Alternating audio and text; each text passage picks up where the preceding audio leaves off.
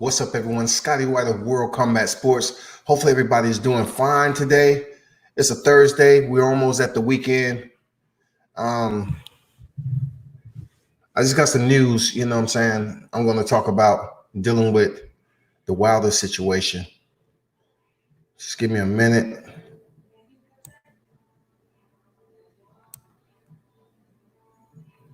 I see some people already left comments. What's going on, Ronald Finkley? Truly appreciate the donation, my brother. That's Ronald Finkley, people. Appreciate that. Get the name right. I appreciate that, Ronald, for the continued support, my brother. Real talk. William Old School said, "What up, bro? Here's a little piece of info. You talk about Wilder accepted Big George's offer, and Big George is training Wilder for the Fury rematch. Wilder understands that he must come back with a complete strategy, and I personally believe he will." Those of you that tune in, hey, what's good, everybody? Thank you for the comments. I will definitely be posting them up on the screen. I just want to talk about the situation that's going on with the former heavyweight champ, right? And everything that transpired leading up to and during the bout. And let's talk about during the bout. You know, there's a lot of footage out there with concern, just escape from Deontay Wilder saying about the suit was too heavy. It was 45 pounds, right? But I had to really assess, what I was doing. Like, I had to do more research. And I say, am I advocating? Like, am I advocating for the wrong thing? Am I doing enough due diligence on my part to see if there's any merit to the glove gate? The glove gate is all over the internet. Does it have any merit to Deontay Wilder losing the fight? Because obviously we've seen him take punishment during that fight, right? So, like a lot of people, they're saying that the champ is giving excuses and everything as far as, the suit, his legs was gone and all of that. And then you have video coming out and I hear people, saying like, well, did you not see the fight? Did he not lose or not? And the point with me is, it's not that he lost. He lost, okay? He lost because his corner threw in the towel. That's not even the issue. My concern was how he lost, right? So I had to go ahead and do some more research, call some people up, talk to some people, and try to get some, second opinions to piggyback off some narratives and talking points of the champ and how it all went down with Tyson Fury. Because it's a lot going on right now with history in this heavyweight division. Tyson Fury is in a position to face Anthony Joshua for the undisputed titles. That's absolutely the truth. But me, as World Combat Sports Media, I had to ask myself, I said, am I advocating for the right fighter in this time of circumstance when, I've been up here supporting Deontay Wilder for the longest of time. And then, you kind of have reservations at certain points, like, you kind of question what you're doing. Like, are you doing enough to figure out, what the media you putting out there is something that's conducive to proving a point about the champ losing? That's all I want to know. I want to know if it's any validation to Deontay Wilder losing in the wrong way. And, I had to question myself. I said, I've been on here, talking World Combat Sports forever and a day, been to Deontay Wilder's camp twice and everything. And then, I've been getting hit from the left and right side. People, sit up here telling me, man, you shouldn't be defending what's already out there, what's obvious. Deontay Wilder lost. And then I started to question myself. I was like, am I up here questioning, what I'm saying? Is Deontay Wilder going to really come in for a trilogy? Hey, what's going on, M Grade 1964? What's good? What's good? Ronald Fink say pop they top off salute. So, I was kind of questioning some of the theories that's out there with Deontay Wilder with his suit. And then he had the videos talking about he trained in a suit. And then it came up with the glove. and I'm seeing the glove, and I'm like looking at different steel frames, being that I do photography. So I'm up here blowing up the steel frames, trying to get my own, exculpatory evidence, to leave no doubt that Tyson Fury won this fight, hands down. And that's what I was looking at. I was like sitting up here shaking my head. I was like, damn, maybe I might have been a little bit wrong in advocating, for the wrong fighter. And I was just questioning myself because, I had so many people call me up and said, man, Deontay Wilder lost the fight. Just accept it. Why come up here and post, the glove issues about Tyson Fury up here? Why is that such a big deal and so forth? So I'm like, I'm putting my index finger on my head, like, I'm thinking like MLK, right? I'm just like, damn, am I doing my channel justice? Am I doing enough due diligence in this particular matter, to basically give the viewers honesty and integrity in covering this sport? Because Mark Breland did throw in the towel, and then I was saying before, I was like, Deontay, he was hurt in the corner. Call it for what it was. He was hurt in the corner. I look at the whole thing with people hitting me left and right. Just all the pounding from the left and right. What are you doing? Deontay Wilder lost the fight. He ain't gonna get a rematch and stuff. And I started to question what I was advocating for. Like, is he gonna get a rematch? Are they gonna give him the undisputed if he win? The Tyson Fury, are they gonna give him the undisputed? Is that's in the plan for them to go over there to the UK and fight in Wembley or whatever? You know what I'm saying? Or Saudi Arabia, wherever the ticket is for them to make more money. And I just had to freaking cogitate that a little bit, right? And I was saying to myself, have I been putting too much emphasis in there, about the champ? Should I switch it up a little bit? Because I'm always remaining neutral. But for this, I see so much, when I put the glove post up there, and then I'm telling people, I say, well, find another video where Tyson Fury has basically emulated this movement. And I had to make a hard decision on whether I was going to continue to support the champ, Deontay Wilder or not, because it comes down to a point where him saying he wore the suit and everything else. And then there's a video out there saying he trains in a vest. And I'm saying to myself, I say, why would he put that out there? So, I had to come up with a solution for my channel. I had to make a hard decision for my channel. And it ain't no way I'm gonna stop supporting Deontay Wilder. You know what I'm saying? Y'all can come up here and say what the hell you want to say, man. Everybody want to sit up here and hit me up on the inbox. Look, I welcome everybody who wants to talk about this particular situation, because it's the biggest talking point in the sport of boxing right now. I know it's a lot more boxing going on, but there's no way I'm gonna stop supporting the champion. From what I'm hearing, he's over there in Africa. You know what I'm saying? And he's enacted his freaking rematch clause, right? So we're just gonna be patient and wait for the champ to get back from the motherland and see what's next. You know what I'm saying? I could care less about Tyson Fury going over there to Anthony Joshua for the undisputed. I already told you that. I believe Tyson Fury will defeat Anthony Joshua. Period.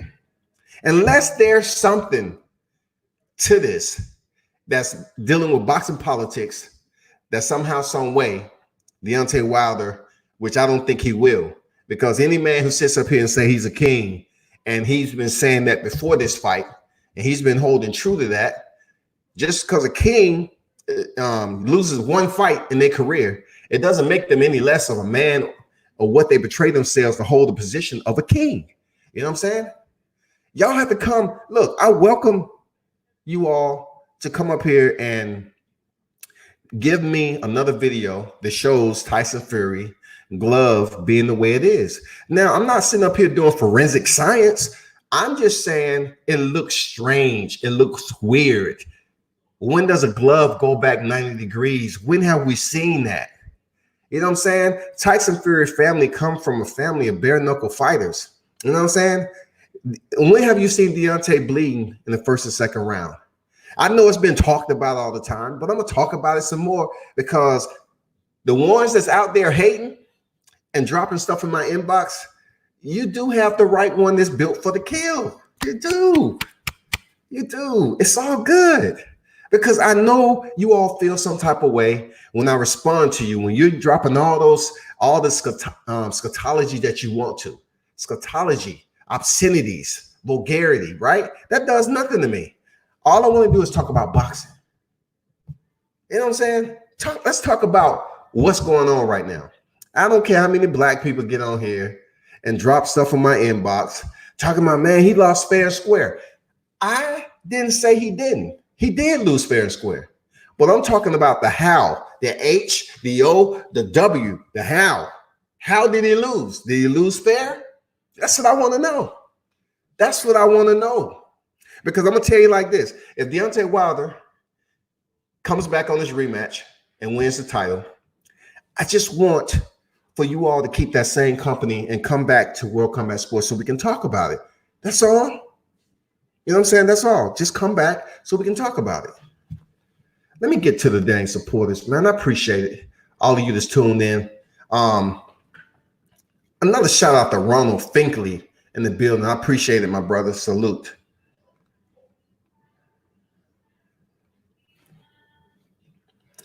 I don't usually play games like that, but you know, when people try to dangle the carrot in front of you or try to pull you from different sides like you're a puppet, they just don't know what history, you know what I'm saying? What's the history of a person? They don't know enough of that person to know they ain't gonna falter. I'm not gonna waver from my square. What I stand on is what I stand on.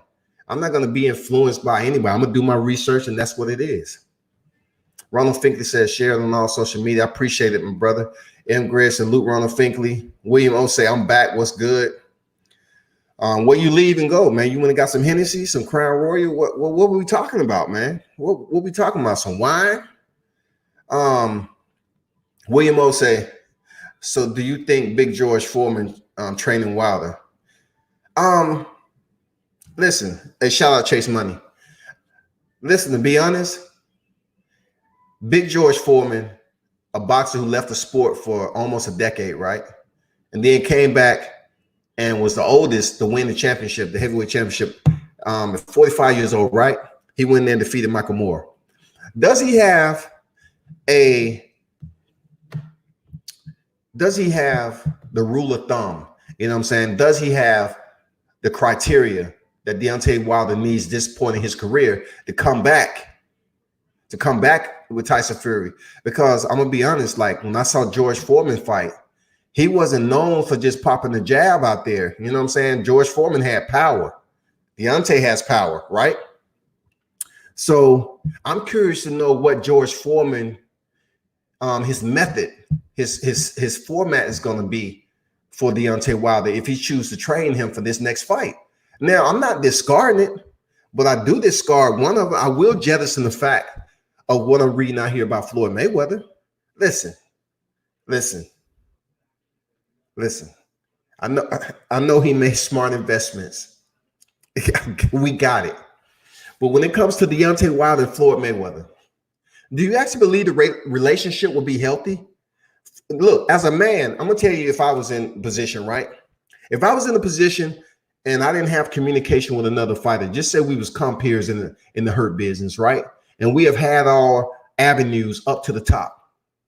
And you know, he didn't mess with me. I really didn't mess with him. We really didn't cross paths and communicate. We ain't never broke bread or nothing. I never really got that genuine love from the other side. Even though Floyd has the career he has, I just, you know, he never really gave me that energy that he was fully supporting me, right? Would you take a chance of one of the biggest fights of your career to go in there for a trilogy, to get your belt back, with a man that is considered the best at what he does? Hear me. Floyd Mayweather is considered the best at what he does. Who has been able to emulate Floyd Mayweather? Adrian Broner attempted it, okay? But who out that stable emulates what Floyd does. Was it Tabiti? Was it Badu Jack? Ishe Smith picked up a title. Ladarius Miller, he's still working himself. Who? Because the cash cow right now is Gervonta Davis that's working out of there periodically or whatever. He's underneath the Floyd promotion contractually. But tell me, how would Floyd Mayweather and Deontay Wilder mesh together their professional genres? I'm talking about totally two different opposite of skill sets. How can Floyd turn around in such a short period of time and he doesn't have a track record to do that? Look, in the military, we have to do troubleshooting.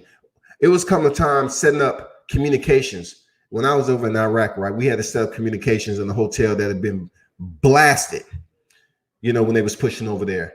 And we had to go through the whole hotel and find out a way to set up communications, right? So you have to do things in adverse conditions sometimes. I totally get boxing is an adverse sport. It puts you in the worst predicament. And you're talking about fighters without high school education, some of them that's been locked up, and they're able to come in there and make decisions in the ring, right? So if you take a successful fighter that's did fairly decent in their career, undefeated, and they just have one loss, is it feasible to say that it would be smart for Deontay Wilder to go over there to a boxer that he really don't have a rapport with at this stage in his life, 35 years old? Will it be smart? Will it be intelligent for him to go over to Floyd Mayweather? Because I was at the Luis Ortiz fight. Floyd Mayweather walked in. He stayed almost at the main event. He walked in. Deontay Wilder knocked him out in the seventh. Floyd Mayweather left. Did you hear anything? So Floyd Mayweather's leave. He left. So Deontay Wilder loses. And Floyd Mayweather says, raise the brother up, support. Now, he might have been genuine in that. But just say, for instance, Deontay Wilder go over to Floyd Mayweather, who doesn't have a track record with heavyweights, who doesn't really have a track record except what he was able to, how you put it? What's the grand word I'm looking for Floyd Mayweather? I would just use master.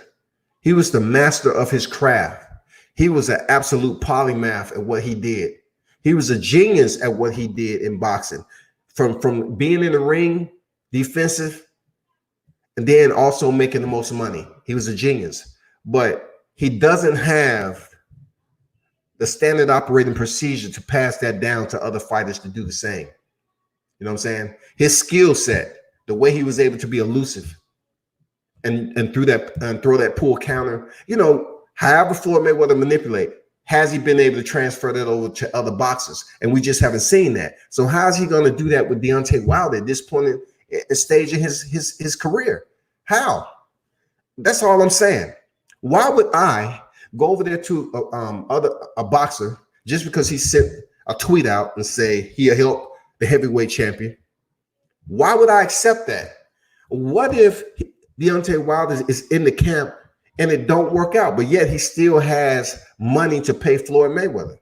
No, you have to go in there with the understanding that that person can and will help you out to your best ability, in your best interest. Not going over there to say, okay, Deontay Wilder came over here to TMT. He goes in there, get his belt back.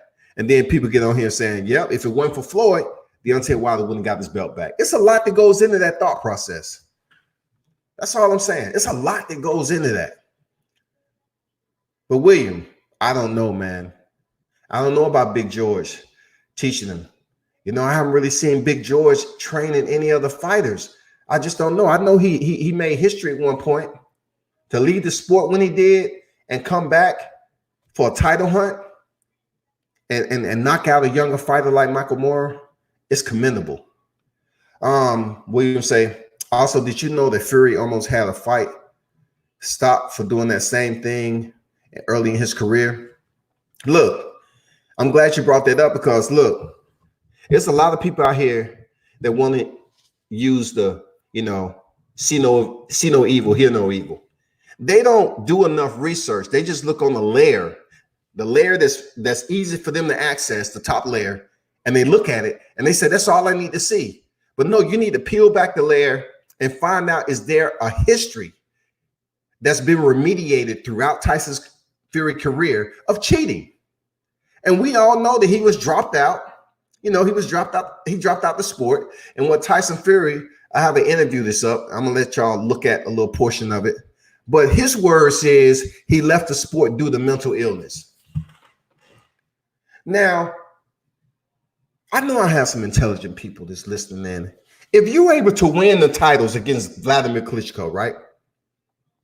Were you mentally disturbed then when you went in there and won the titles? When you was cheering and exhausted in front of the crowd? Were you mentally ill then? So therefore, all the people that was there when you won the titles, they couldn't help you not do drugs. They couldn't help you not to do pads, because that's called cheating. Cheating. Period, man. Come on, bro. Stop sitting up here using the mental illness timeline every time the mic is on and you in an interview. Don't nobody want to hear that shit all the time, man. Don't nobody want to hear that. We ain't buying it because you've been caught cheating before, man. It's in the books. I know you have a great comeback story. I like Tyson Fury. Seriously, I like Tyson Fury. Like, I hope he's able to go over there and fight Anthony Joshua. But I don't foresee him having the belt when he does it. I don't know. He said he has 2 fights left. I want to see it, man. You know what I'm saying? I just want to see, because I don't think Anthony Joshua going to come over here and fight Deontay Wilder. I just cannot see him doing that unless Deontay is like 40 years old. And then Anthony Joshua will say, well, I've been calling him out ever since he was 33 in 2018, but we couldn't make the contract. My word, it's been a massive gap. So now, one, I think it's good time for me to fight him. He's 40 years old, all right? Number 2, he don't have a belt. And number 3, I don't think he has the power he possessed in 2018 when he was knocking out his opposition. And it's an opportune time. Me and Eddie talked this over, and we came to a conclusion that, yes, it's the perfect gateway. The door is open. Take it. Take the opportunity. This is what we need to do. Call up Deontay Wilder. Give him an offer. No more flat fee. We're going to offer him higher than he's ever been paid before. I told Anthony and I talk, and we say we think we should pay Deontay maybe a $13 million with flat fee. I mean, no flat fee. I mean, excuse me. I'm still thinking of 2018. Somehow, let's give him an EBT card. Nah, man, we don't want to hear that shit. Get out of here. Stanley Patterson said, it's about acceptance. Did he lose? Yes. Is he still the truth? Yes. It's part of the game. The loss is still fresh. I would die off, and Wilder will be alive again. It's social media. Hey, man, hey, good summation there, Stanley Patterson. You know what I'm saying? If you don't already know, imagination is everything. Imagination is everything when it comes to all what you do in life, man. So when y'all put comments on here, I can separate the magic, the ad libs and everything. Keep it live, man. Keep it live. It's all good. I'm not gonna knock anybody for that. Keep it live. That's what it's about. Chase Money was great. Salute. Stanley Patterson, Tank. Yeah, talking about Tank with Mayweather. Yeah, he's the only one. But do you have other fighters to fall in line that Deontay Wilder would be a bit enthusiastic to step over there and say, yeah, I'll let you train me right now? With the style that Deontay Wilder has, can he enter a camp under the tutelage of Floyd Mayweather and learn something? Like, he really, think about Floyd later in his career. Was he throwing an excessive amount of punches? Was he a volume puncher? No, he was what you call a counter puncher. He selectively picked and chose his freaking target, and he was very, very good at it. Very meticulous, and he did it superbly. I salute Floyd Mayweather for that. One of the best in the game in the sport of boxing. M. Greg say Wilder and Mayweather would most likely be toxic. They both have egos. Yeah, man, sometimes egos work out, man. You know what I'm saying? Just look at David Haye and Derek Chisora. Come on, man. When they was competing against each other, Man, that's some of the best press conference you can see. Come on. Did you see David Hay put them hands on freaking? Look, Derek Chisora is not the dude that you play around with. Derek Chisora is a table flipping, left and right punching fool. If he say he's gonna come over there, he's gonna come over there. Stay right there. Derek Chisora say he's coming over there, he's coming over there. Real talk. The man ain't about that game. Now, when it comes to the ring and him going in there with a good strategy to win the fight, he loses me on that because it's not as in depth as it should. So right now, David Hay is training him. You know what I'm saying? They both have egos. David Hay had his ego when he was fighting, and Derek Chisora has his ego. I mean, some of the best press conferences you can see, man. M. Greg said Wilder and Mayweather will most likely be toxic. We read that. J.A. Dixon, salute to you. What's good? Not a soul. All the money team fighters fell short. And, you know, I cannot disagree. I wouldn't say all the money team fighters, but a lot of the money team fighters. Absolutely. And you have to understand one thing, Jay Dixon. Everybody that may be training at the TMT gym are not signed with Floyd Mayweather. Like Devin Haney never signed with Floyd Mayweather. You know what I'm saying? It's a lot of fighters that did not sign with Floyd. And it's a reason for that. It's a reason. Real talk. It's a reason. Ronald Finkley, facts. I know it's a lot of guys that are underrated with videography. Are underrated. I see the respect Wilder gives to people like us. William said, what's good, Ronald Finkley, salute. Standing patterns, the tank will stay under Floyd. Yeah, I mean, to a point. But let's go back. Let me go back to Wilder and what he does for the general public. And like I say many times before, like I know a lot of people will say Wilder's classes, he had an ego and all that. And that may be true. I mean, to do what he do in the combat sport, you got to have an ego, right? Really. You know, I say myself, I'm growing up, I was to myself, but when it came down to it, man, it's just a layer of pain that I was willing to tolerate to be better than certain people that I was in competition with, period. And it's a lot of shit that I didn't take from my superiors who I thought was trying to put their foot on my neck. You know what I'm saying? So you have men out there that are cut from different cloths. You have alphas out there that's cut from different cloths, right? So they just won't take the little petty BS and just make impulsive decisions.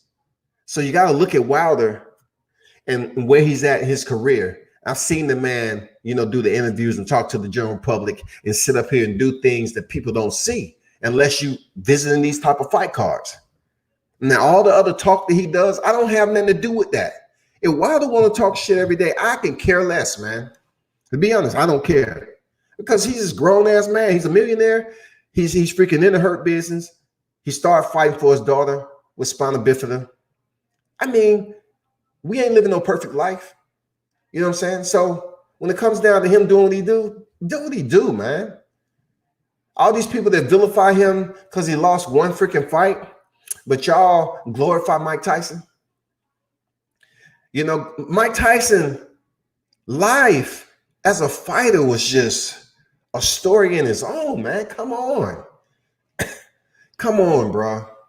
Y'all would sit up here and glorify Mike Tyson, who lost millions, right?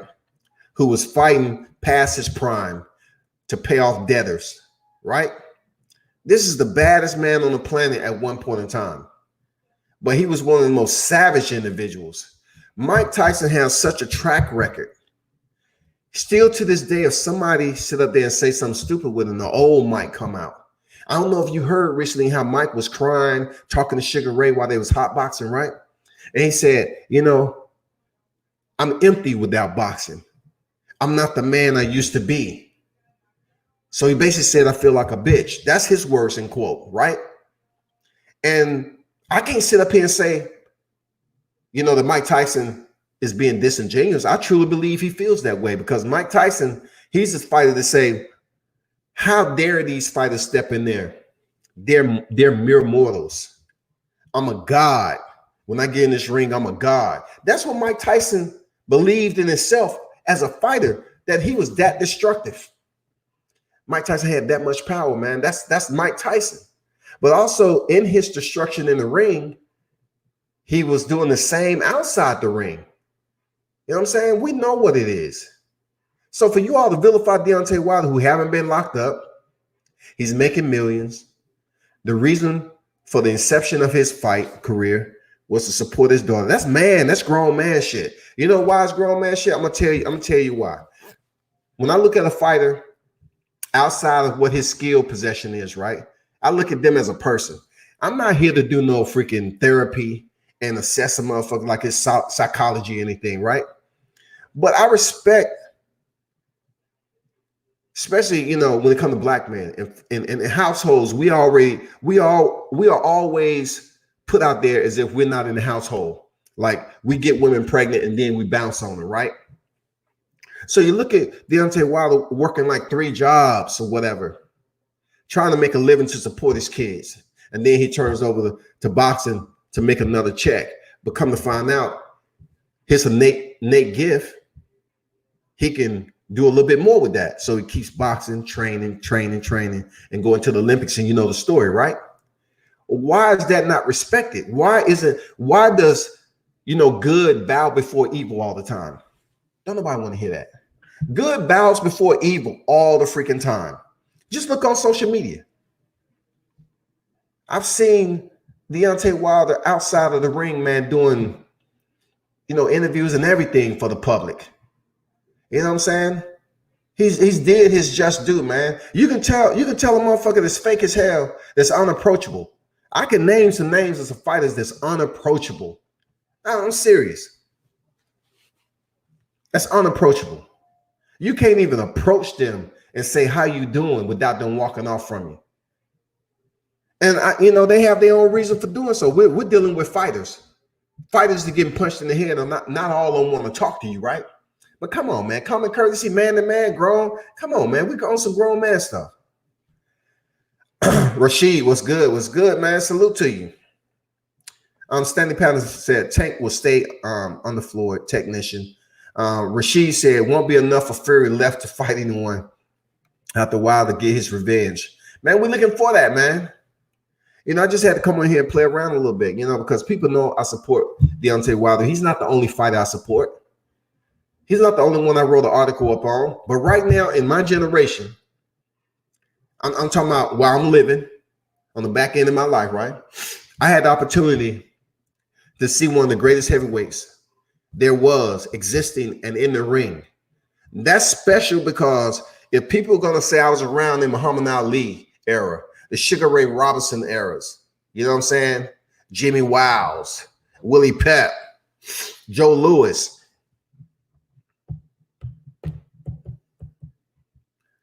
Can I come on here and say I'm elated and grateful to be living and see a boxing world champion, one of the best heavyweights, and he's a black heavyweight champion? I have every right to say that. I do. I remember when the Klitschko's was reigning, and I used to say to myself, I said, damn, the U.S. don't have no dang heavyweights. I mean, like, we don't have no one that can come up here and challenge the Klitschko brothers. I don't know what was going on. I don't know if prenatal care was freaking, you know, had the wrong ingredients in it. I know we have some freaking heavyweight fighters out here that can do some damage to these Klitschko brothers, but they reigned how they did. You know, I'm saying, hey, it's just that time. But it was a depression. You know what I'm saying? It was like the Great Depression of the heavyweight division. Ronald said, I was at the Armory in D.C. when Buster Douglas put it on Mike Tyson. Yeah, Buster Douglas that day, man. And, you know, that's a solid point.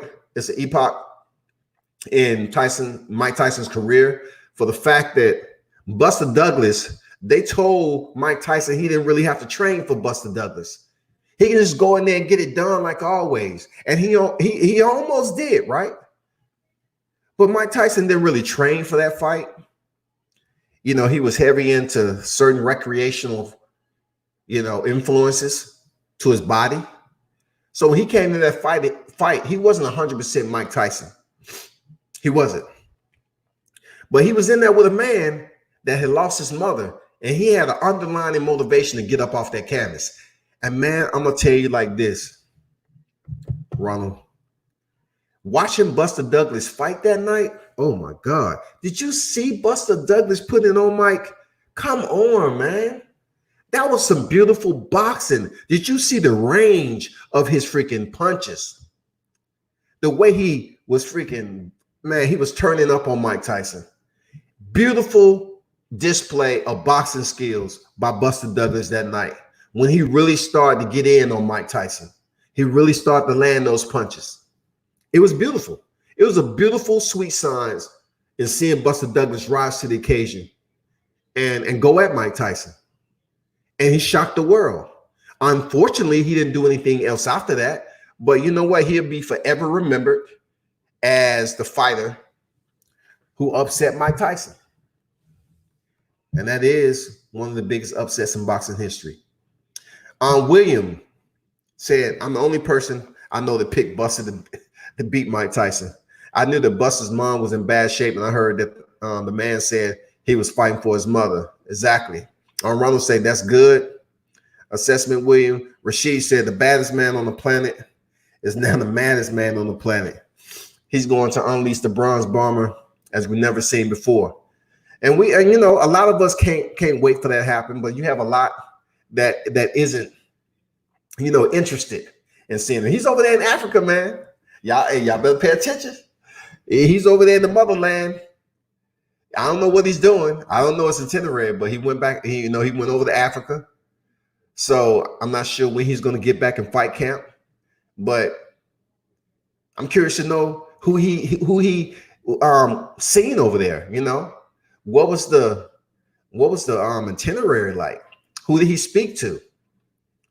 You know what I'm saying? The tribesmen and everybody. I mean, you know, I'm just curious, man. I would have liked to have been embedded over there to take some history. You know, that's history right there. Just like all the Muhammad Ali pictures that he has. Money, what's good? Data Gypsy Bum. Not sure what that means. I know you're talking about Tyson Fury. I'm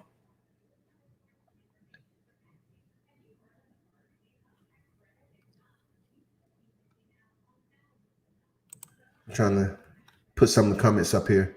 Ronald said it was unbelievably beautiful, his reach and skills. Man, Buster Douglas, man, the way he performed in closing out that fight, man, it's one of the most beautiful masteries that you will see from a fighter who wasn't expected to put on a performance like that. I'm telling you, boxing, his punches seemed like they was just so perfectly well delivered, like his technical skill set was to perfection.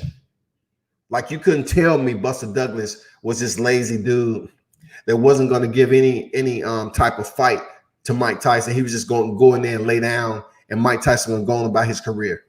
Nah, Buster Douglas wasn't having that. What they did to Wilder is unprecedented, and people should really think about what they're saying. You may never get another heavyweight like this in our era. They tried to destroy this man's spirit. Solid point. The criticism, the hate, the disdain, the vitriol, the vilification, the denigration in the media. It was so thick. And not only that, it's just so much of it was dripping off the pigmentation of my own people. Now, you don't have to support a black heavyweight champion. And people who follow me know I support many fighters. But when it comes down to the heavyweight champion who's 42-0 at the time, right? 42-0, man. And you act like he's absolutely did nothing to earn any of your good graces. So what you expecting in boxing? Because if you look back on the greats, a lot of them have several losses. You know what I'm saying? Everybody can't be a Rocky Marciano. Everybody can't be a Floyd Mayweather. You know what I'm saying? Everybody can't be that. It's no template to the sport of boxing. That's why you have boxers coming through the turnstile every freaking day, from the amateurs up to the professional, to learn the sport of boxing. What they was up there talking about in Floyd Mayweather is an anomaly in itself. He mastered the art that benefited him.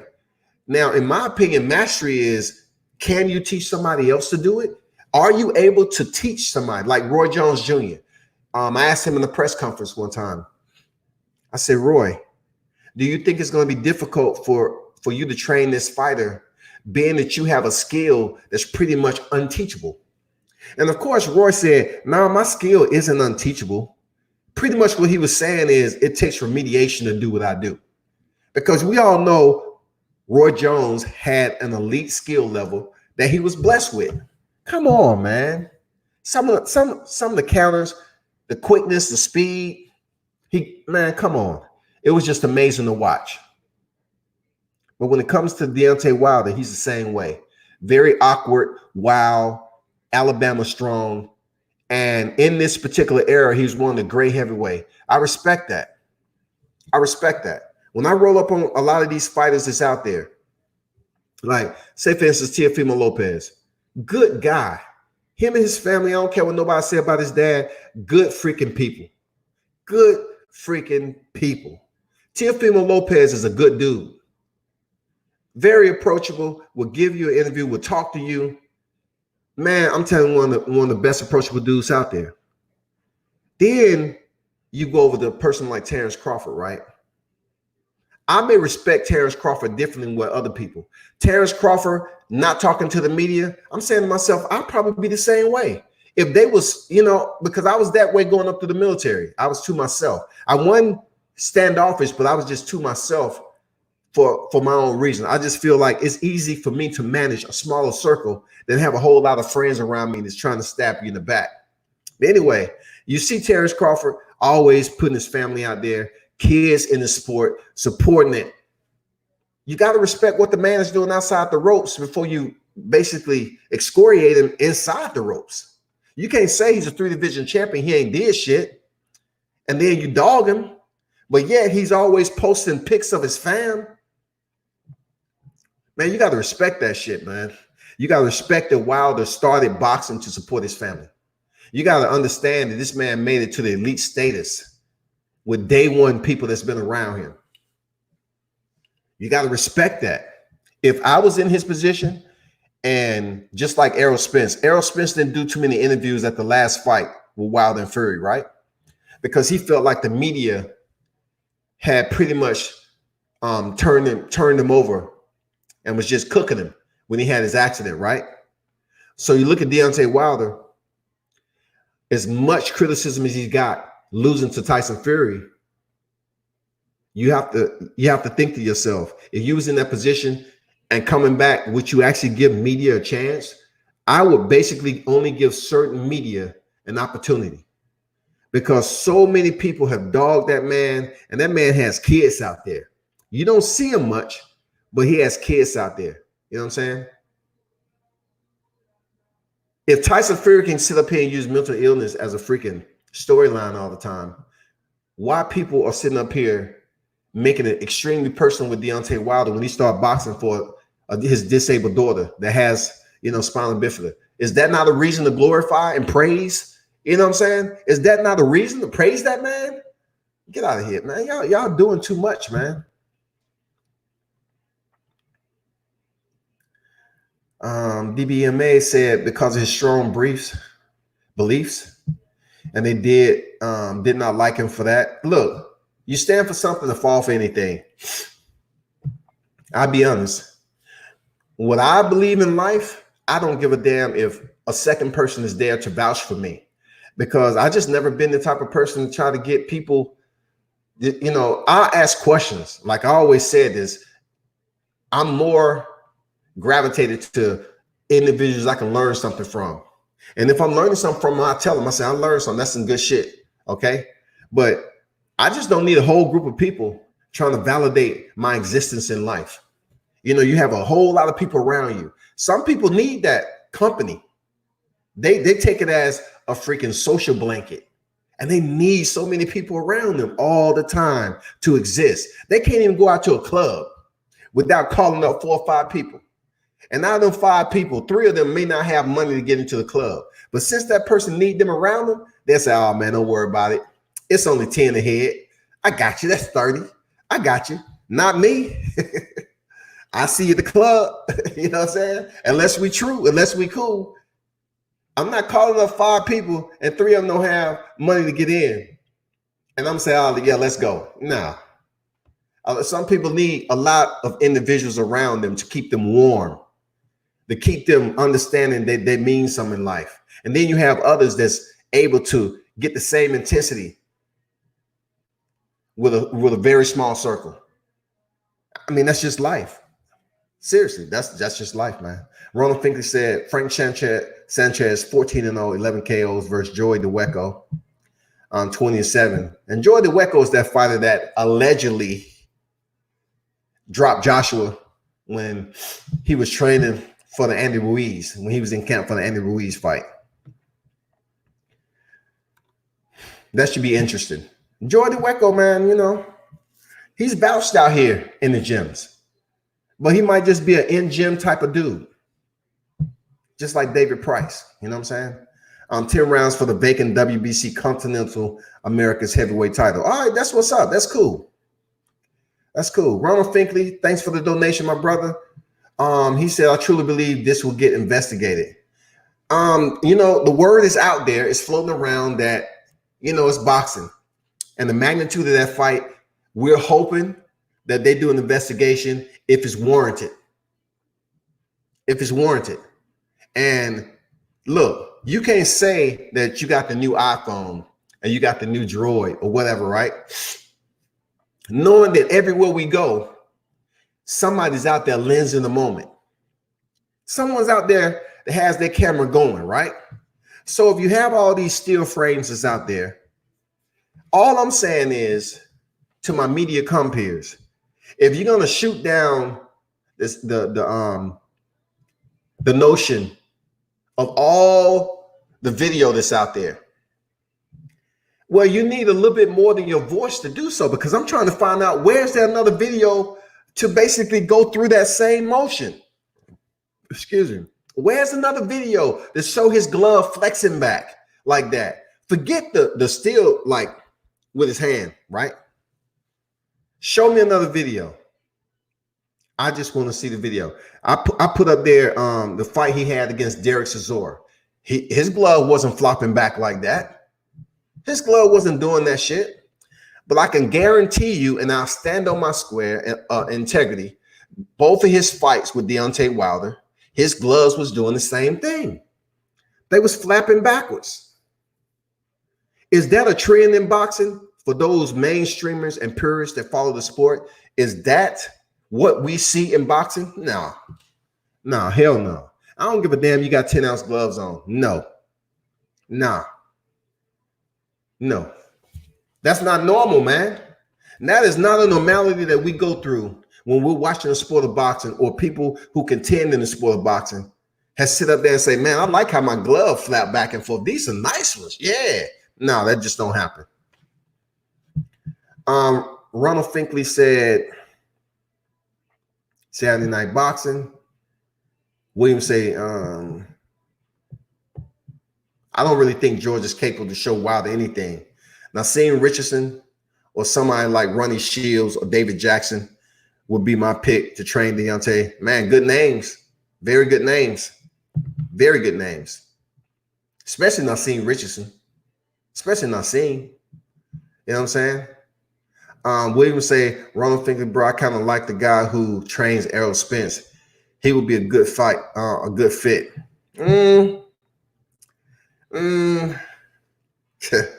I don't know about that one there, William. Derrick James, I don't know about that one. I know he got some world champions in his stable, in his wheelhouse. I got it. But I don't think Derrick James, I can't put that, I can't put him in the area. You know know what I'm saying? I can't even put him in the area code to say, yeah, I suggest Deontay go see Derrick James. I like the names that was given up top, man. The Nassim Richardson, Ronnie Shields, David Jack. I mean, I like them. I like those names.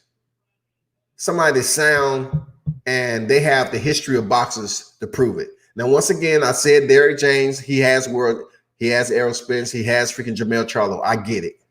William said Ronald Finkley, I read that. William say, I can't.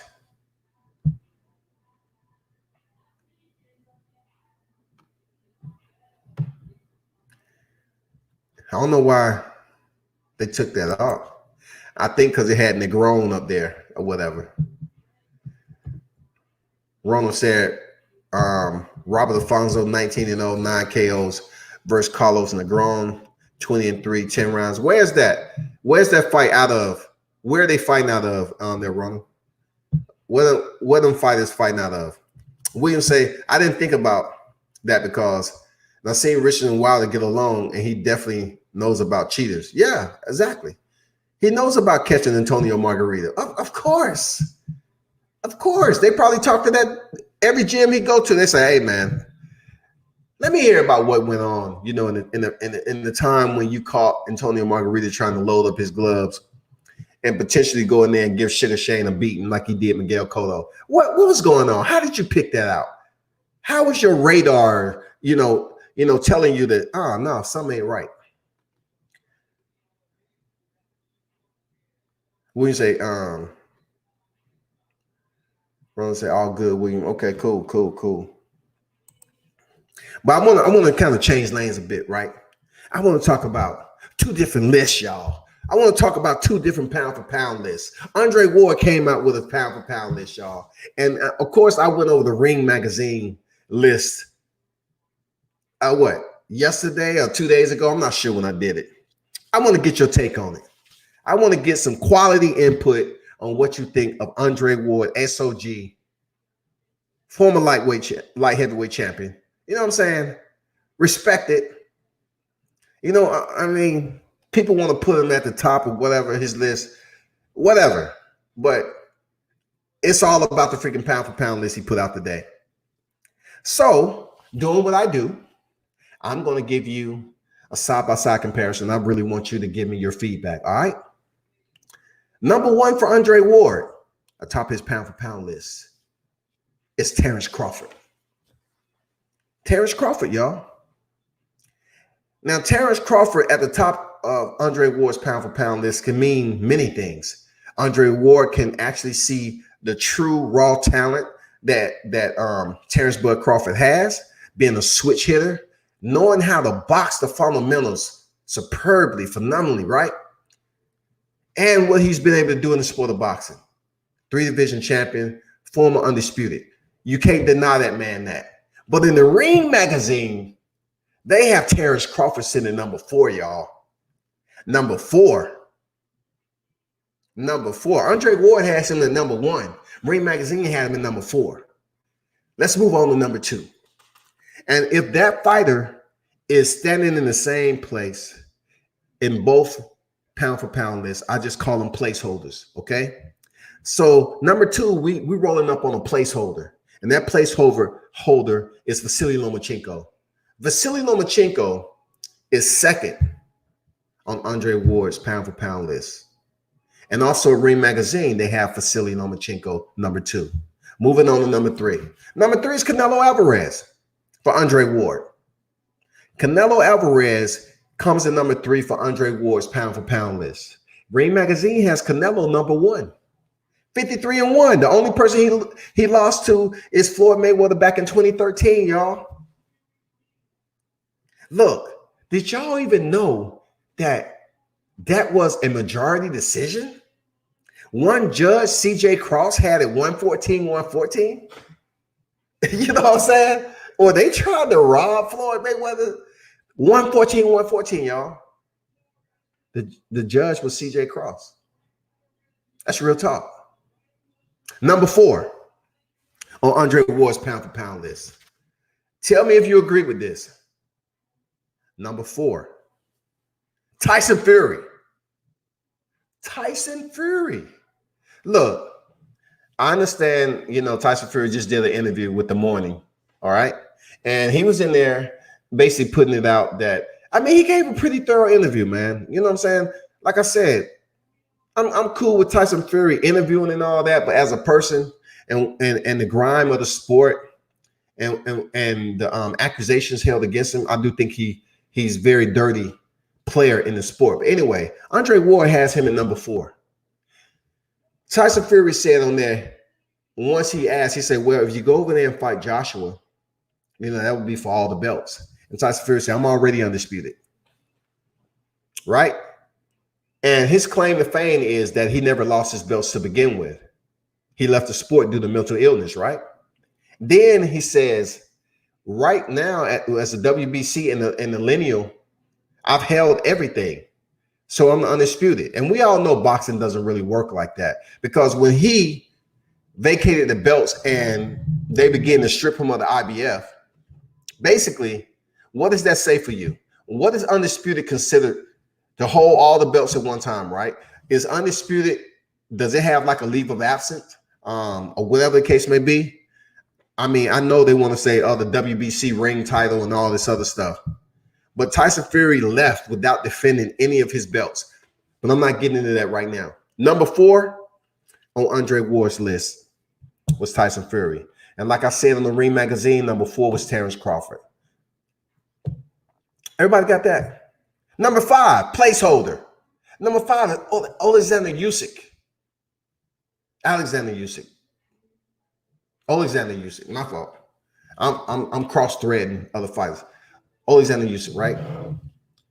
Alexander Usyk is number 5 on Andre Ward's. He's number 5 at the Ring Magazine pound for pound list. Now you're talking about a guy who had one fight at heavyweight of whoever. He was able to get the stoppage, but how is he catapulted on the pound for pound list? And I would even bring over Anthony Joshua's name.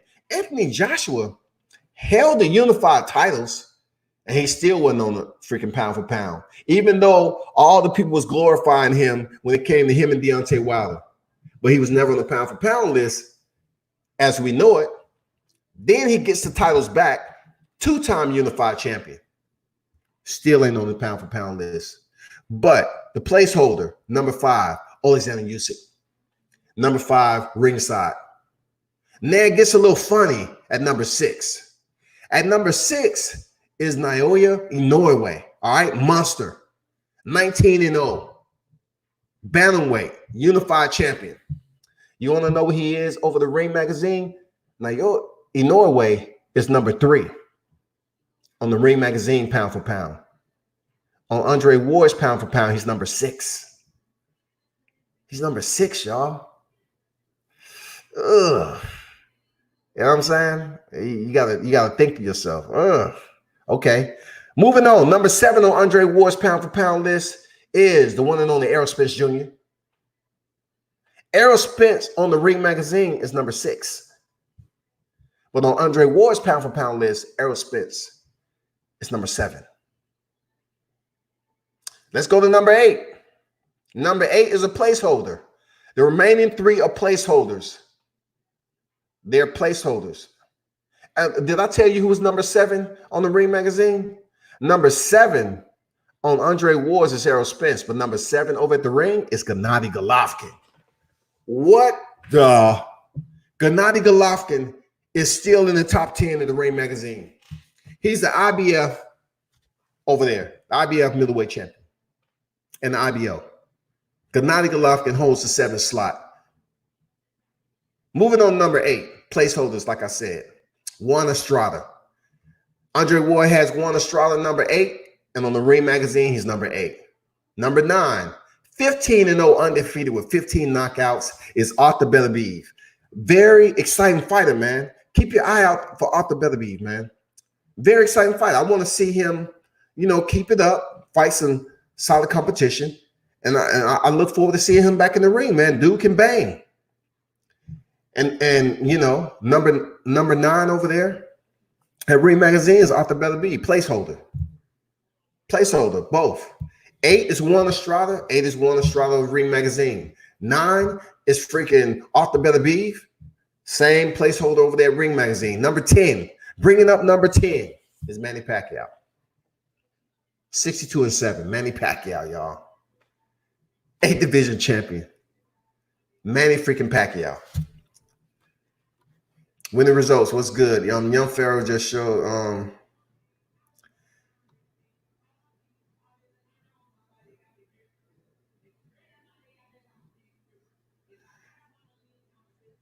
He said Young Pharaoh just showed the Christian Hammer fight.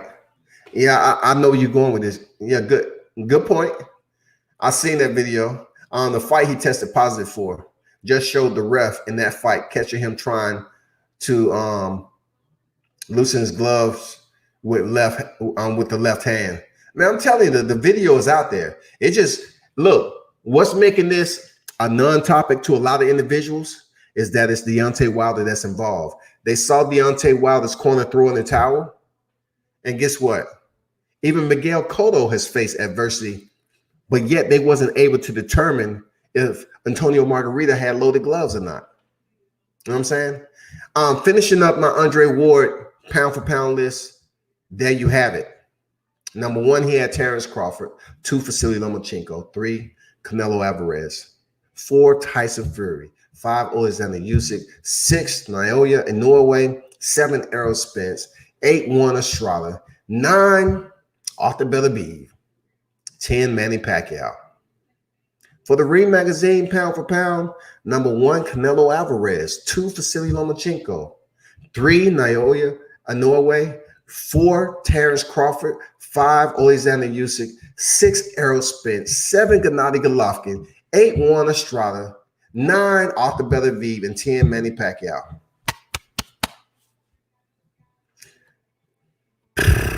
What y'all think about that pound for pound list from Andre Ward? Winning results said Fury looked hella nervous and the ref was pissed off like a mug. Hey, man, you know what them gypsies are known for, man. They don't play around. They some wild people. They come from a different cloth. You know what I'm saying? They ain't afraid to fight. They'll get it in. But to say that Tyson Fury hasn't been accused of cheating, that's an understatement. He's been accused before.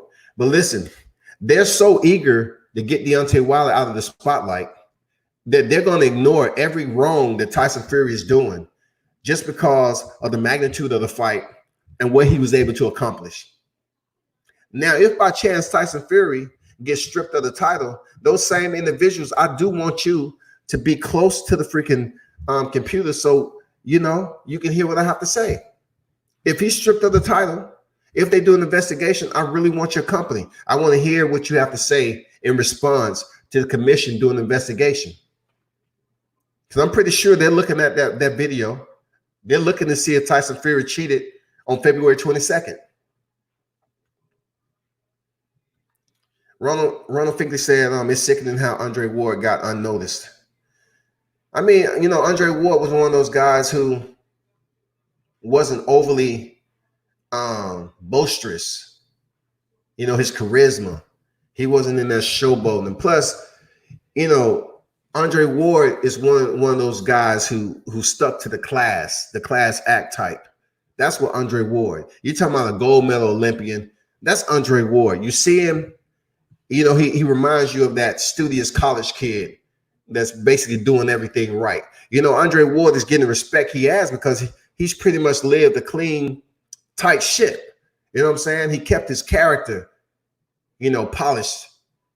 He wanted to make sure, the boxing public respected him. He got out the sport in what he considered to be the right time. He didn't want boxing to force him out. He wanted to get out on his own, and that's what he did.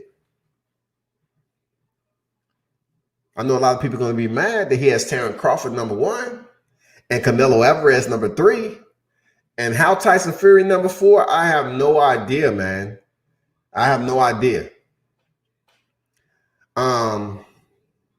Here, Ronald said Triple G. Yeah, man, Triple Geese. Hey, you know what they're trying to do, Ronald? Let's be honest. They trying to get Triple Geese back in the ring with Canelo Alvarez. That's why they robbed Sergey Derevyanchenko of their freaking title, because they wanted some value to have in linking up Canelo Alvarez and Triple G again. That's what they want to do. Triple G lost that fight. I'm not even going to give him no shine, man. Golovkin got his butt handed to him his last fight. Absolutely, Greg. He did. Sergey Derevyanchenko won that fight, man. Point blank. When the result said, you missed my comment above. When the results telling me I missed the comment. No, I did read that. I just didn't put it out there because it has vulgarity. Look, if y'all dropping comments on here, it's not going to be shown right away because it has, vulgarity attached to it. So if you're dropping comments, just try to post without the vulgarity because YouTube is being finicky with that. They're paying close attention to live streams, man, with a lot of vulgarity in it and people cussing and stuff like that. That's why it's grayed out. But I got you winning results. You know what I'm saying? All eyes are certainly on Fury in the third fight. Hell yeah. You know what I'm saying? It's definitely going to zoom in on Fury, man. Tyson Fury number 4. I know, man. I'm not sure what Andre Ward is thinking about. Tyson Fury is number 4. I just don't know what that's all about. I know he can say, well, he held all the titles, but guess what? Just because he left the sport and somebody else had the titles and you say Anthony Joshua has his leftovers, well, you should have stayed in the sport and defended them. Just like you was able to win them, you could have defended them. But you had other things in mind, man. You pop positive. They started to understand what you was about. Other people that's sitting up here praising and giving him all these adulations for coming back with a good PR team and losing all that weight. All right, cool. But don't sit up here and think you're justified in criticizing Deontay Wilder just because he don't talk the way you would like, just because his boxing skill set isn't what you like. Man, we ain't putting up with that. We ain't putting up with that, man.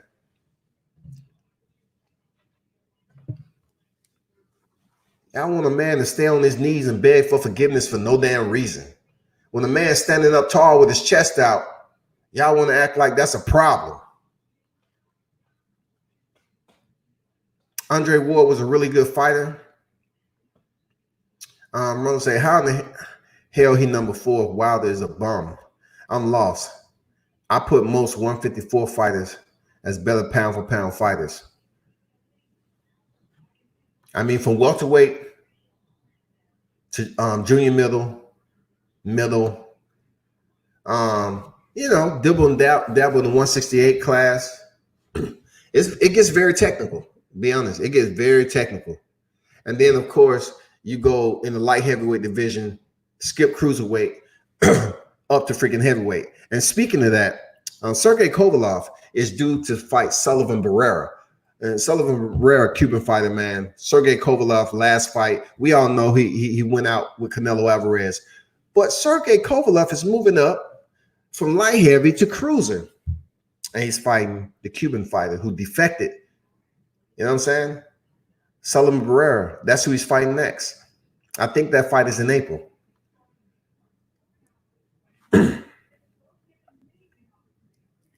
When the results say, oh, my bad, won't make that mistake again. Yeah, that's why, I have a filter on here because the other day when I was talking about Wilder, they was trying to sit up here and be trolls. Your comment isn't going to, get seen if you're sitting up here talking reckless, especially about something that has nothing to do with boxing. You know what I'm saying? I mean, if you're going to have something that go against the grain, I'm not saying you got to support Wilder, but at least give me something that we can both talk about that's productive. That's all. That's all I'm saying. I want to talk about something that's productive, not personal shit. Like not getting personal.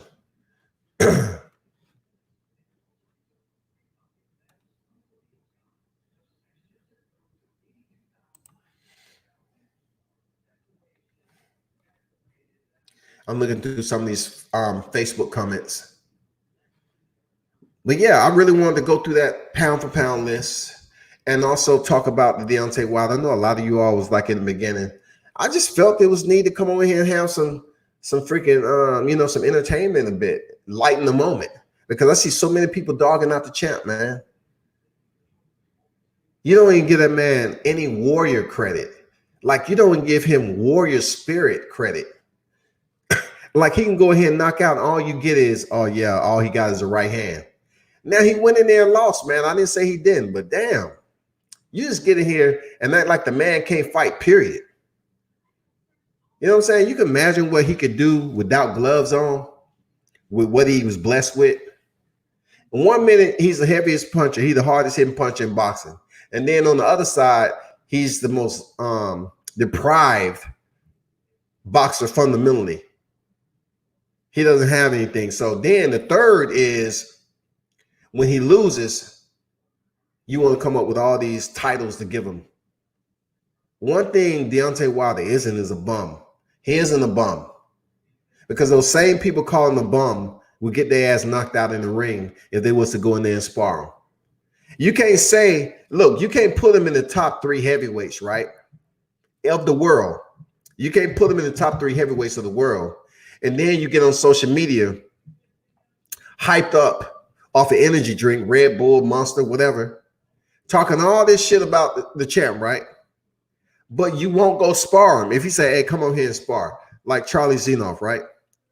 Charlie was talking all that smack online, and he actually showed up. But how many of you are going to step in there with the champ and say, I'm just here to go 1 round and taste that power? How many of you all behind the screen that's criticizing and just saying all these things like he ain't did shit in boxing? How many of you would just step into that gym in Northport, Alabama, and go 1 round with the champ? That's all. I mean, you have so much to say. Y'all act like it's a crime to support Deontay Wilder, man. It ain't a crime. You know, what he did was amazing. You know what I'm saying? 10 title defense, that's amazing. Reigned for over 5 years, bro. Come on, man. First fighter to go the distance, Bermane Stiverne, and he crushed him in the rematch. Exciting. Exciting highlight reels, man. Exciting. Real talk. What else is popping off this weekend? You have F.A. Ajagba. He's facing what's his first name? Rajan Kanjanu. You know, that fight is taking place. I'm still not sold on F.A. Ajagba yet. I know people was looking at him like being the next fighter to step up and be that Deontay Wilder or whatever. He just needs to work. He reminds me of Joshua. Like, he's very robotic. F.A. Ajagba has toughness. All right. But his last fight was with a C-level fighter, and he hurt the fighter and walked away to his corner. And that kind of says something about his sense. I know his team probably told him, don't ever do that again. If the referee isn't intervening and giving him the count, you go over there and try to knock him down until the referee steps in. So the guy was stumbling, and then Ajagba turns around and goes in there and try to close distance and get the job done. But that fight he was in, I forgot his name, he ended up dropping Ajagba. He dropped him. You can't go in there with a C-level fighter and get dropped. I know it happens in boxing, but you just can't do that. You can't do that, especially when you're a rising talent in the heavyweight division. You can't do that.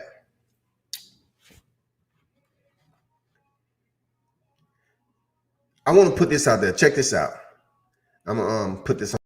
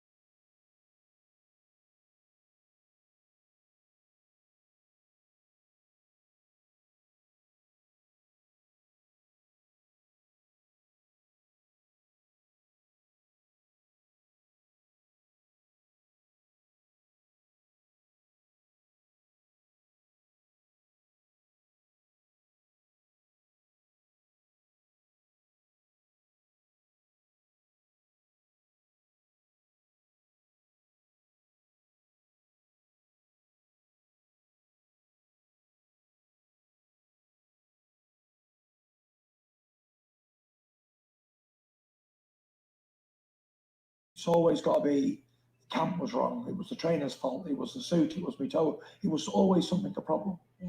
See, with me, it's if I'm injured or whatever the problem is, it's like, okay, the performance wasn't great. I'm going to move on and crack on. So you've had one draw, which you should have won anyway, which you did win, and one win. How do you feel about the next meeting? You know, I beat him the first time, I beat him the second time, and I surely will beat him the third time. The one thing I will say about Deontay Wilder is he's a very worthy opponent, and he's a very dangerous opponent, and he has that eraser power of 43 knockouts, only the one defeat. So you can never write a guy off like that, and it's always one punch away from disaster with Deontay, because like he famously says, they have to be correct for 36 minutes. I have to be correct for 1 second. Yeah. And that's so true. Anthony Joshua has got 4 belts. You've got the 1. And then the way boxing works is you beat him, you get all his belts. That would be. So just to take a break, Tyson Fury did acknowledge that Deontay Wilder is a dangerous fighter. You know what I'm saying? He did give him credit. You know, he did make mention that Deontay Wilder said you have to be good for this amount of time. I only have to be good for 2 seconds or what have you. You know, Tyson Fury is who he is, man. You know, he's a different type of character, you know, when he's preparing for a fight. But yet, you know, he's a bit calm, cool, collective when he's in there with an interview. You know, he's not overly insulting as he would if it's leading up to fight week. You know what I'm saying?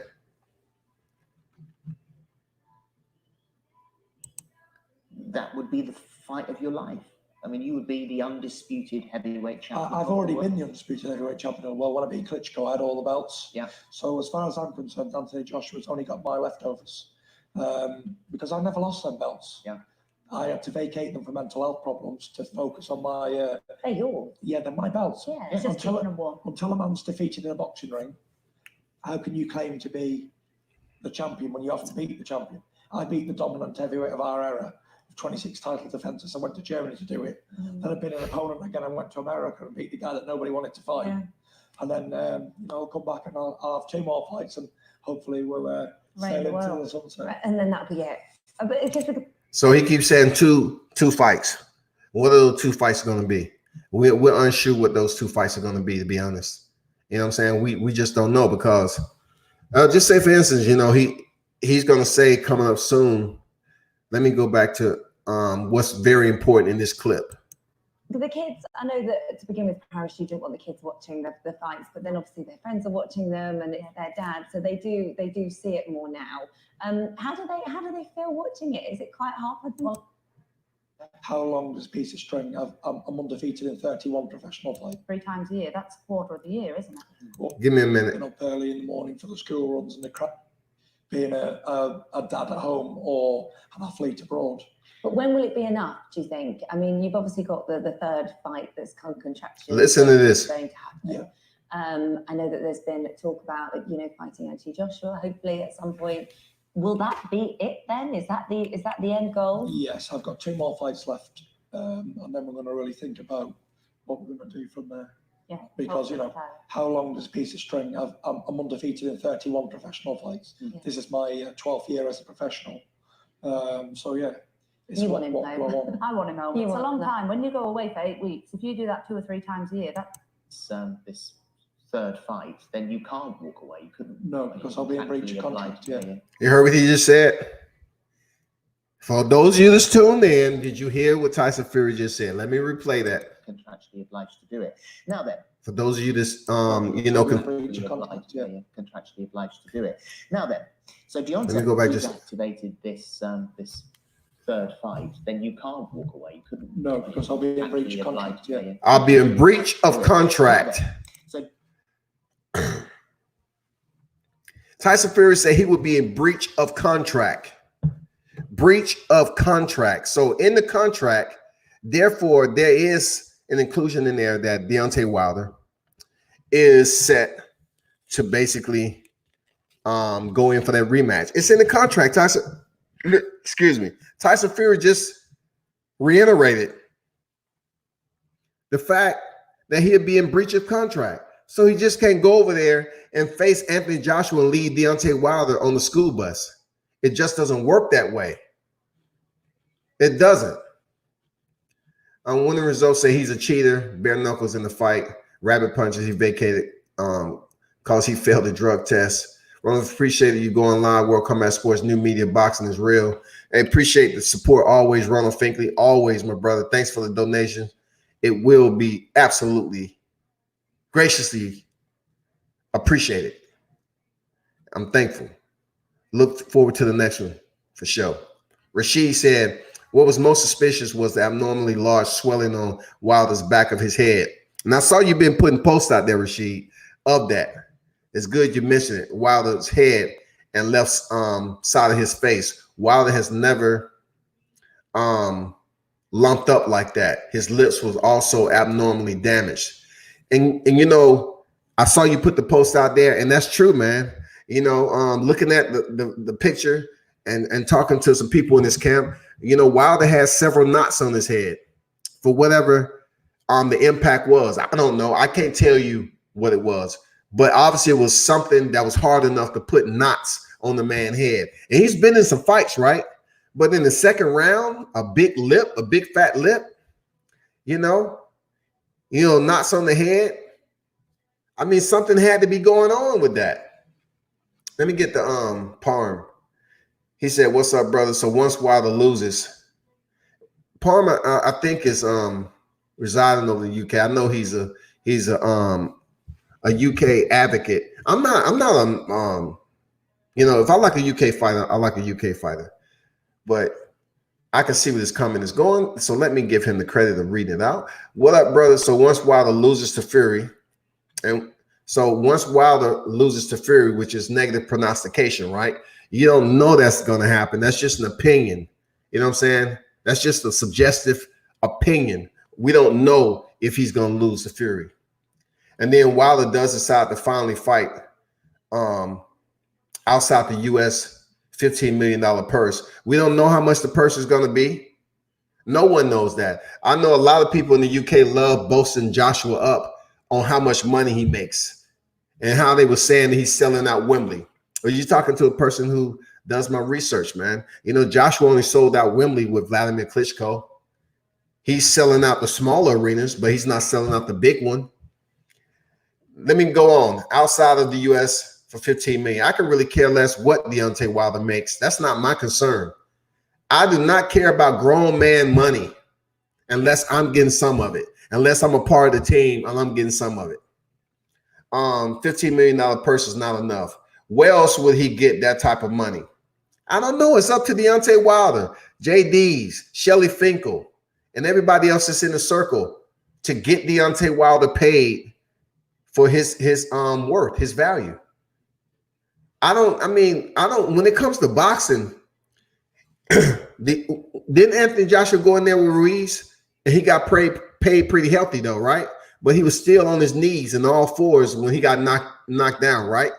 So was money involved where people were just sitting up here saying, oh, but he's getting paid $55 million. He looked like crap that night, but he's getting paid $55 million. No, people don't say that. Not the real ones. Where else would he get that type of money? Wilder doesn't do big PPV numbers or even big live gates. I mean, I don't know why this is a thing across the pond to keep talking about big numbers and live gates. So are we talking about punches and gloves? Or are we talking about PPV numbers and live gates? Because together, Tyson Fury and Deontay Wilder did like 1.2. They did 1.2. So together, collectively, they did solid numbers. All right. So therefore, we already know the numbers that was rendered when Deontay Wilder fought Luis Ortiz. We already know that. But talking about Deontay Wilder numbers, what does that have to do with a rematch? Just get in the ring and fight, pillar to post. You have a quadrant that's bonded by ropes. You have regulated gloves, trunks, shoes. Go in there and fight. Who cares to do all this administrative work and see who get paid the most? You know what I'm saying? If that's your opinion, okay, so be it. It's respected. You know what I'm saying? Wilder don't do big live gates. Okay. That's why AJ is the big commercial machine. Parm, you of all people, and you're a cool cat, right? But I think you're being an army of one in retreading the same language that has been out here in the media for so long. Like you're talking like they was back in 2018 when Eddie Hearns and Anthony Joshua was going back and forth about the 12 million and 15 million. I mean, come on, man. I mean, I need something fresh. I need something fresh because when I'm out here reading this stuff, I mean, that's just like old retreaded spam. Seriously, talking about live gates, PPV numbers. Joshua has a loss on this record like Deontay Wilder. Does he not? What numbers does that reciprocate? That both fighters lost in the ring. No one was talking about the numbers that Joshua did because Joshua is only doing numbers over there in the UK. Did he sell out Wembley when he fought Alexander Povetkin September 22nd, 2018? No, he did not. No, he did not. That 2-fight Wembley deal supposed to have been September 22nd and April 13th. What happened? The April 13th fell out. So it's pointless to sit up here and talk about live gates. Who gives a crap? We worrying about championships. We're worrying about defenses. We're worrying about legacy, history. We're not worrying about, well, how much money do you have in your pocket right now? Can we go to that restaurant down, around the corner? Because, it's like 60 a head. We're not talking about that. Would anyone say to Mayweather, give Pacquiao McGregor 50-50? I'm not sure what Pacquiao and Mayweather has to do with this because they only fought once. I mean, we know what became of that fight. Mayweather won, McGregor won. But in the outcome of McGregor crossing over the MMA to boxing, he made the most money that he ever would have made because he was a 2-division champ in mixed martial arts. So the crowd bought into him potentially being the first fighter to come over here and defeat Floyd Mayweather. That's why he was able to come into a boxing ring and lose. But yet he got paid the most money he'll ever get paid in his lifetime. He get paid over $100 million. Don't anyone mention that now that he's returned to the sport and he was subbed out by Khabib Nurmagomedov. Facts. Facts. Nobody's talking about the money he made with Floyd Mayweather. That's him. That's him. I'm pretty sure he spent a lot of that in freaking litigation, court fees, out here doing whatever he chooses to do. But a fighter's income, to my opinion, how does it justify them as a fighter? It's pointless. Like when they walk to the ring, do they say how much the fighter's getting paid once they split the ropes? In the blue corner,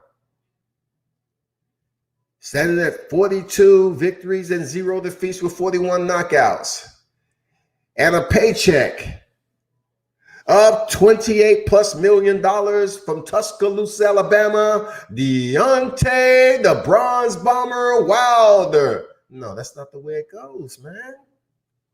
That's not the way it goes. It's not the way it goes. Parm, you know better than that, man. Come on, man. You're a better guy than this, man.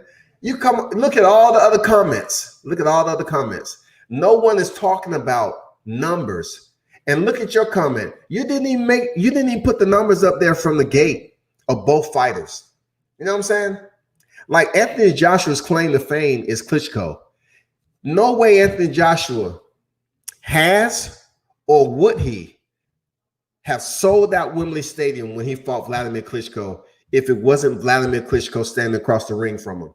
Both of those together was able to go in there and sell out Wembley. Both of those fighters together. Klitschko, a legend, a Hall of Famer, and Anthony Joshua, a rising star in the sport. That's how that works. Anthony Joshua did not sell out Wembley. Him and Vladimir Klitschko sold out Wembley. Facts. The only other time that Anthony Joshua was in Wembley up to that point was a fighter called Matt Legg. Who knows Matt Legg? Somebody tell me? Anybody? Matt Legg? Because that's the only other fighter that Anthony Joshua stepped in Wembley with right before that. They didn't sell it out then. Anthony Joshua didn't sell out Wembley with Alexander Povetkin.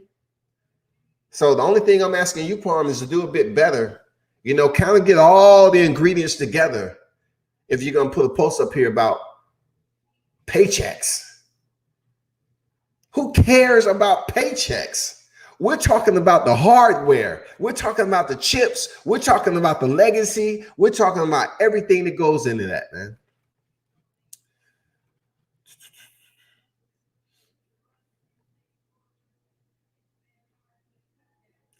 Ronald said, I don't remember shit about boxing unless it's legendary to us, the fans. Man, I'm telling you, man, it has to be history. Why me as a grown man, I'm worried about paychecks? Why am I reporting on paychecks? It comes a point in time, yeah, we'll talk about the gate. All right, we'll talk about the gate. Because if you talk about the gate, cool. That's post-fight. But when you're talking about paychecks of fighters going into a fight, that stuff don't interest me. Like, it's up to their team to make that happen. I can understand if I was getting a residual, but I'm not. That's real. I'm just being real, man. Ronald say, William O, I remember all the good fights 2019. Canelo ain't won. I hear that. Triple G was a war, but definitely didn't want to run it back with Chinko. See, Triple G wasn't placed in that fight to run it back with Chinko. And, you know, IBF as a whole was that lingering stepchild of a title in the middleweight division that kept being stripped. And the fighters who had the belt, they didn't want to fight the mandatory. So they say, you know what, get it out of here. I don't want to pay. Man, get it out of here. I ain't defending that belt. You know, Chinko was good enough to be a quality opponent. He just doesn't have the name up there to be a top tier opponent. But I'm telling you, I got mad respect for Sergey, man. Sergey he's had some solid performances. He did well against Daniel Jacobs, and he did extremely well against Gennady Golovkin. That's real, man. Ronald say, who is that, Matt? What? Matt Legg. Legg, I believe. Look it up. I think that was the first time Anthony Joshua stepped in Wembley Stadium against that guy. We're going to say, speaking of Conor McLucky McGregor, I kept telling everyone how to beat him. Ignore his mouth and beat his ass. Conor's best weapon is his mouth. That's true. But, you know, the one good aspect of Conor McGregor was that he followed suit of Ronda Rousey. Ronda Rousey was up here. Listen, this is how crazy neighboring fighters like Ireland, they actually believe that Ronda Rousey, that was up here talking smack about Floyd Mayweather, that she will beat him in a boxing ring, right? Ronda Rousey, who had some of the most suspect boxing skills, her main game was judo, clinching, hips, throws, grappling, armbar. That was her strengths, all right? She closed distance. She wasn't trying to throw a lot of punches. My girl, Liz Kamut, shout out to the Marine Corps, Simplify. She almost went in there and shocked Ronda Rousey. She had an RNC, a standing RNC, and she just couldn't get it done. But anyway, back to Ronda Rousey. She was up here telling people that she could beat Floyd Mayweather with one hand tied behind her back, right? So that kind of bled over to a lot of people saying, oh, Ronda Rousey, she'll defeat Floyd Mayweather. She's over here at the 135-pound division, and she's racking up title defenses. Now, granted, the women's division, that was the first one in the UFC, 135-pound bantamweight, right? It wasn't even really competition over there for her yet. But Dana White, the same person who said a woman would never be in the UFC, he allowed Ronda Rousey, the Olympian, I think she won a silver medal, right? To come over there because she was a little cute. You know, for Dana White, they have to be easy on the eyes. And plus she has some skills. To come over there and basically start up the women's division. So the first division in there for the women was 135 pounds. She's out here talking mad smack. So what Conor McGregor do? Conor McGregor jumped on board. Conor McGregor was on a legendary run, y'all. Conor McGregor at featherweight, you know, he went to face Silva, and then he stepped in there and faced another opponent, not a big name, but the one that changed the game for Conor McGregor was Jose Aldo. Jose Aldo was a featherweight champion. All right. When he knocked out Jose Aldo in 13 seconds, that put Conor McGregor on the map because he said he was going to do it. Then he stepped up to welterweight to face Nate Diaz, got subbed, right? Did a rematch and won by decision. Dropped back down to face the lightweight champion, Eddie Alvarez, the underground king, the one who had a belt in every freaking organization he's ever fought in, y'all. And Conor McGregor went in there and stopped him. So Conor McGregor, 2-division champ, started to talk crap to Floyd Mayweather. He started saying, "Oh, I can beat you. You're nowhere on my level. I'll knock you out." When have you ever seen Floyd Mayweather, any of his opponents, pop him on the head like Conor McGregor, be disrespectful to his family?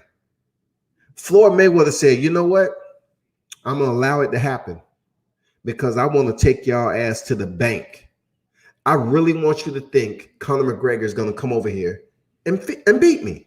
So Conor was able to get away with a lot of bullshit, y'all. The disrespect he had for the champ. The disrespect, 5 division. Conor McGregor came over here and he was just doing some disrespectful to sell the fight, and it worked. So when Floyd Mayweather wore that outfit, a ski mask, he was letting subliminally the fight fans know that he was in here for a heist. Come on, man. That shit was classic. Floyd Mayweather put on a ski mask, man, and walk down there and say, "I'm about to get this money." When have you seen Floyd Mayweather turn his back to an opponent? When have you seen him do some of the antics that he was doing in there with Conor McGregor? Never. Never. Floyd Mayweather is a student. He's a professor now. Floyd goes in there and teaches, just as Canelo Alvarez. He goes in there and teaches. He was in there just playing around like he had skipped a couple of classes, and he came into this class. He wanted to play around a little bit, and then it was time to freaking ring the bell. He closed out the show, and he stopped Conor McGregor in 10 rounds. Come on, man. Floyd carried Conor McGregor. He made so much money charging $100 per PPV to fight a mixed martial artist who only boxing skills was amateur in Ireland. He had amateur boxing skills. He was able to come in the UFC and make a name for himself by stopping Jose Aldo in 13 seconds and then knocking out Eddie Alvarez in the lightweight division. He never defended a single title. It took Dana White everything that he had to get him back over there. That's enough on Conor McGregor, though. But I was just giving y'all a breakdown because that's what I do. I cover boxing and MMA. It's fun. So hopefully y'all learn some off that. William said,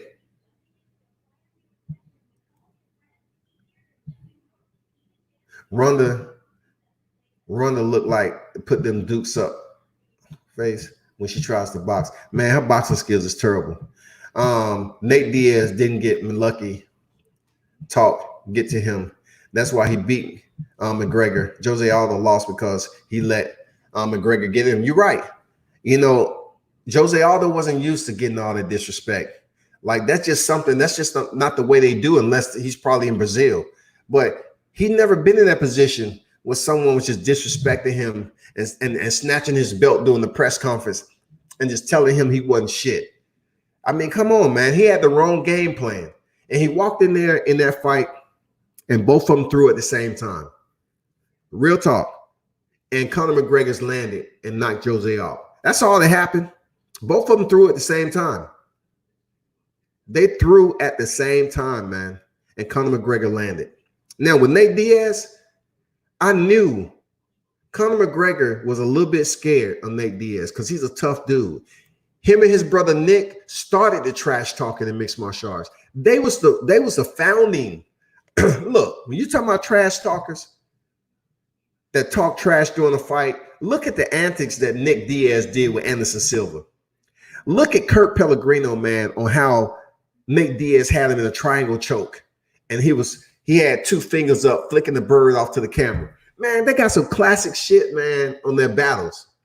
So when Conor McGregor went in there with Nate Diaz, he knew he was in there with one of the toughest fighters.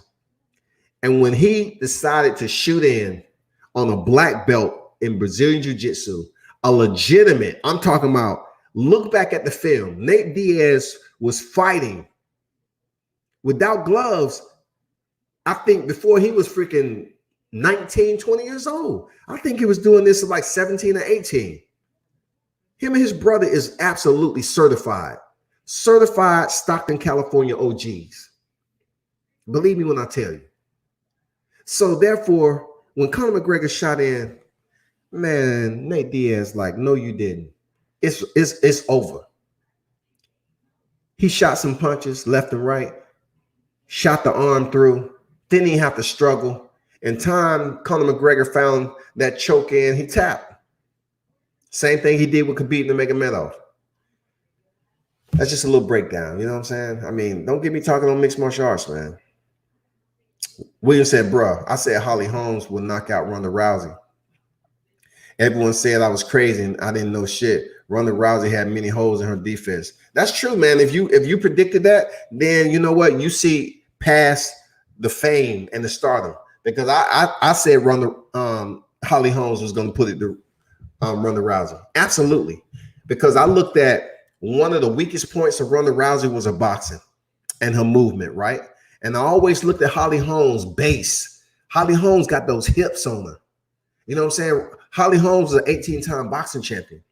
Holly Holmes transferred outside the boxing ropes and she did some kickboxing. Like she really homed in at Winklejohn, you know what I'm saying? And homed in her kicks. She had some pretty solid kicks. So combine that with her boxing. The only thing that was missing was the determination of her ground game. I said, man, the one thing that's going to benefit if she got good takedown defense. Her ground game is suspect right now. That's what I was breaking down to the people. But now they was like, Ronda Rousey, she's going for this defense. She's going to put it to Holly Holmes. What happened? Holly Holmes started using that footwork, slipping punches. When Ronda Rousey tried to catch her up against the cage and throw that wild left hand, man, Holly Holmes ducked up under that, went to the center of the cage, reset. When she landed that freaking punch and she stunned Ronda and then hit her with that left high kick, it was beautiful. It was beautiful. Ronda Rousey, man, was out of her league that night.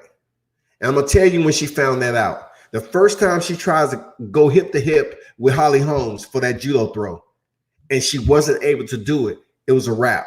She's like, God damn, Holly Holmes, her hips are pretty solid. Her base is pretty solid. For real, she's pretty solid. Man, I need to find out what plan B and C is because that was pretty tough. And she never got around to it because Holly Holmes closed her out. One of the best matches. I was so happy. But I was real happy for my girl, Miesha Tate. Because Miesha Tate had been in there with Ronda Rousey so many times and lost, right? And then she goes in there and she's really getting the bad end of the striking with Holly Holmes. And I was like, man, I like seeing Miesha Tate fight. She's a tough man. She's a tough woman. So is Holly Holmes, though. But when she held on to Holly Holmes' leg, that was her last-ditch effort to win her first title. And she was able to sink in that RNC because her jiu-jitsu game is much better than Holly Holmes. Her wrestling, much better than Holly Holmes. And she ended up closing it. She choked her out. I was happy to see her get a title. I was happy to see Holly Holmes, and I was happy to see Miesha Tate. I would have loved to see Liz Camooch, choke out Ronda Rousey on the first bout of the 135-pound division, but it didn't happen. Well, that's just a little summary. You know what I'm saying? That's just a little summary. William said, Holly Holmes boxing skills are way better than Ronda. Absolutely. Check the box. Ronda say, that white boy crap. I see how big-headed jokers like Conor sound like pops, man. That big-head joker, man. McGregor get away with daily. he really was a fan of Mayweather. He was. Yeah.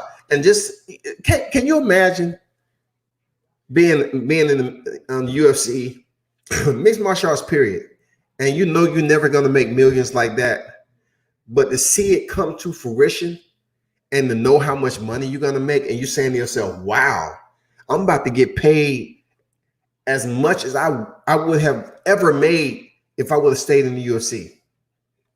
And he was able to pull it off, man. Ronald said, "I always looked at the demographic. Holmes beat the mess out of Rousey. I love that boxing lesson Holmes put on her. Absolutely. It was very technical.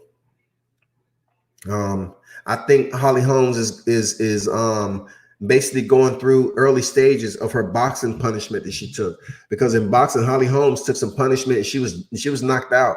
You know what I'm saying? And I think her pulling the trigger, especially against Valentina Shevchenko. I mean, not Valentina Shevchenko, but Amanda Nunes. When Holly Holmes was in the process of throwing a kick and she changed her mind and just left her leg up, and man, Amanda Nunes crushed her. And she's just having problems pulling the trigger, man. She looked pretty decent against Chris Cyborg, but she might be suffering early signs of pugilistica. I don't know, man. I'm not a doctor. That's what Conor does. He talks shit and prays that he pisses his opponent off and then make a mistake. He knocks them out. Well, guess what? He tried that against Khabib Nurmagomedov. And he talked about the man family. He talked about the man manager, Alabiz. I maybe mispronounced his name. Talking about how he's a snitch and a terrorist and all that. In Khabib's religion, they don't drink. He offered the man a sip of proper 12 in a shot glass. Listen, you know who was one of the protagonists in all of that? Dana White. Because Dana White allowed the promo leading up to that fight to basically insert the dolly that Conor McGregor threw at the bus to try to get Khabib to come off, because they cornered his boy Artem Lobov and gave him a big boy. You know, they kind of patted him on the head and say, "Hey, pass the word to Conor McGregor that we here. Pass the word." And listen, when I tell you Artem Lobov is no punk, Artem is no punk. Artem would have fought everybody in that group with Khabib. He's that dude. And Artem Lobov is a good guy, man. He's a good guy. No matter if Conor McGregor is totally different, Artem Lobov is a different type of dude. Anyway, Artem Lobov got on the phone and called Conor McGregor. Conor rallied up the goons, came over there to NYC, and the rest is what it is. Conor was absolutely enraged, picked up a metal dolly, tossed it at the truck, injured some fighters, Michael Chiesa and Ray Borg, I believe. They had glass cuts on their head. They couldn't fight. So they sued Conor McGregor civilly because they missed their fight and missed the payday. I'm pretty sure Conor McGregor paid them for that. But yeah, Conor McGregor was off the chain, man. It was a lot going on with him, just off the chain, man.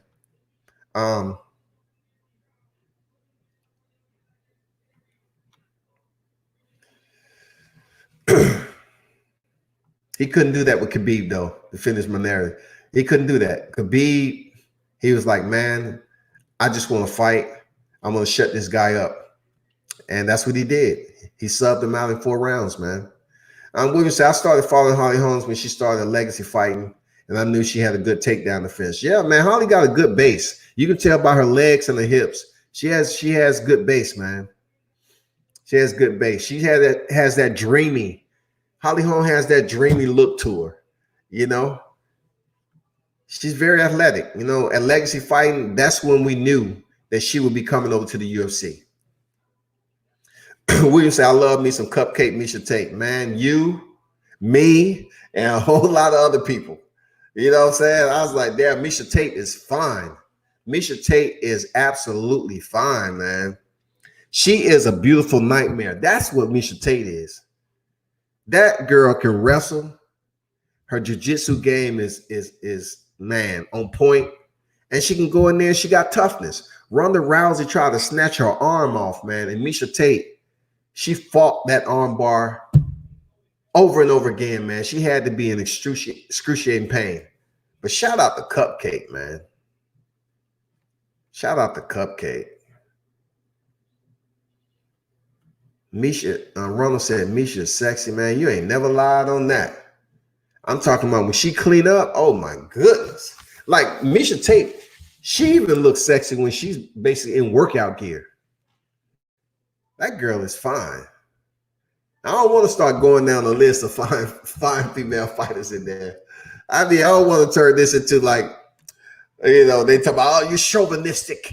You up here talking about female fighters. You know, Valentina Shevchenko, man, she has this weird, sexist, sexy, seductive way about her. But she's the kind of chick, when she tell you to be home at 3 o'clock, you need to be there at 1:30. She might be waiting there with a shotgun. Alicia Baumgartner, my new favorite beauty in combat sports. Yeah. I mean, it's some nice ones in there now.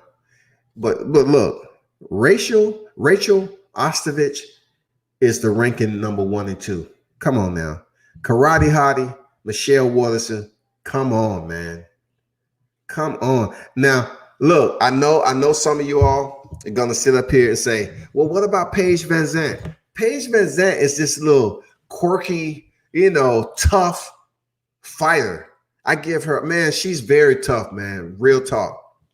But I believe she's just resulted to helping her husband, if they married already, in his mixed martial arts career. Like, she had some losses, you know what I'm saying? So I guess she stepped away. I did hear Paige Van Zandt say she makes more money outside of the UFC doing pictures and all that on IG than she does in the UFC. I don't blame her, man. Make your money. Make your money, Paige. But Rachel Ostovich, man, that girl is beautiful. She's beautiful. Real talk. You see the body? Man, you better ask. You better ask World Combat Sports, man. Man, that girl is bad. William said, man, that woman who is trying to fight Carissa Shields, the girl is undefeated. That girl is hot. What? William, what? You talking about Amanda Nunes? Amanda Nunes, man, I think she has a wife, a girlfriend.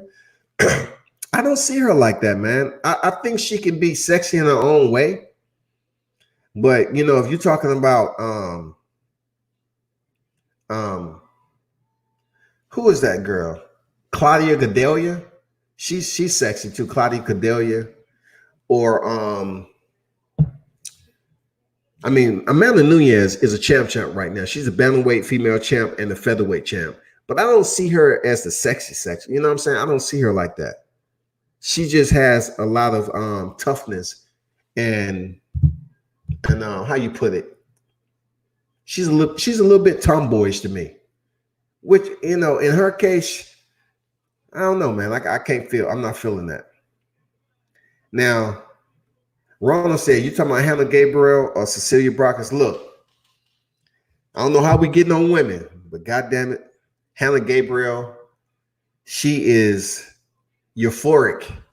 Seriously.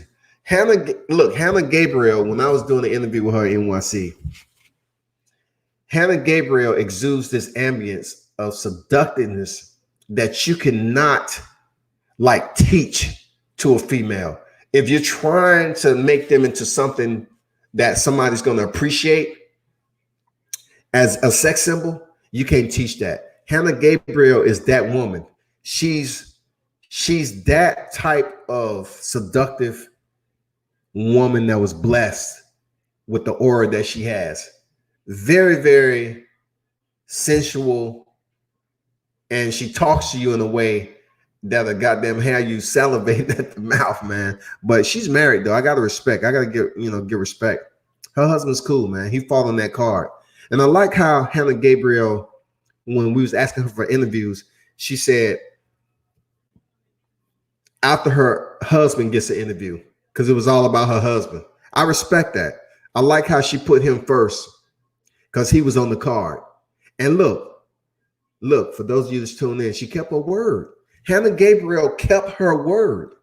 After her husband was interviewed, she was all open. She gave the interviews like what 5-6 interviews in that room. Man, when she talks, she already has these long locks, right? Like a mermaid. She's beautiful as all. She's in shape, fine as hell. She can fight. And when she started talking in that low, soft, monotone voice, oh my God, man. She has some ambience. She has some euphoria about that put you on the island, man, and how you freaking daydreaming. I'm telling you, I still got her interview on my phone, man. I interviewed her with my camera and my phone. Bad. Woo. She's a bad chick, man. Valentina is a bad girl, man. I'll literally be worried about her going off. You definitely don't want to cheat on that hottie. I know that, man. You know, the bullet. I like her. She has this dangerous, this dangerous type of sexiness about her. You know what I'm saying? The way she be dancing, but she's a killer. Man, Valentina Shevchenko's a killer. Man, she takes her lifestyle serious. I don't know why they don't have her up there as the face of the UFC in the women's division. She's sexy, man. And she can fight. And she's the freaking flyweight champion. I don't know why they don't have her on posters all over the place and promoting her beauty. Seriously.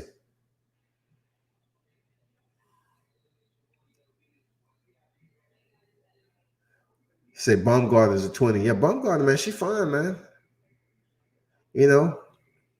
Mackenzie Dern, the BJJ world champion, man, she's fine too. She just had a baby though, but she's fine, man. She just need to work on her freaking her striking, because one thing about BJJ mixed martial artists, turning over to mixed martial artists, some of them just resort to their ground game, but the game is evolved so much. It's difficult for them to come over to a sport without working on their boxing. They have to work on their boxing. They just can't come over here like Damian Maia, world champion BJJ, right? He had to really work on his boxing to set up his freaking takedown. Once the backpack get on you, it's pretty much a wrap. You know what I'm saying? But look at Rachel Ostovich, man. I think she has Baumgartner beat. Rachel Ostovich she has from head to toe everything. William said, I'm going to check her out. I've probably seen her just bad on names. Man, she's bad, man. Buster Douglas didn't resort to fouling tactics to destroy Mike Tyson. That's from Rashid. You got that right, man. That's a good point. That's a really good point.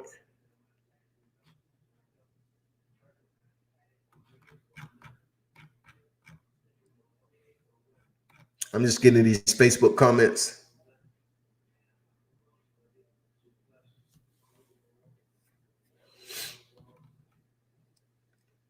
When you want to talk about females in boxing, though, I'm going to tell you who's extremely on that 10 level.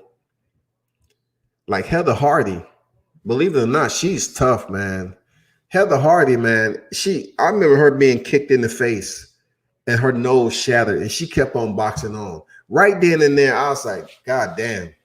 That girl right there is tough as hell.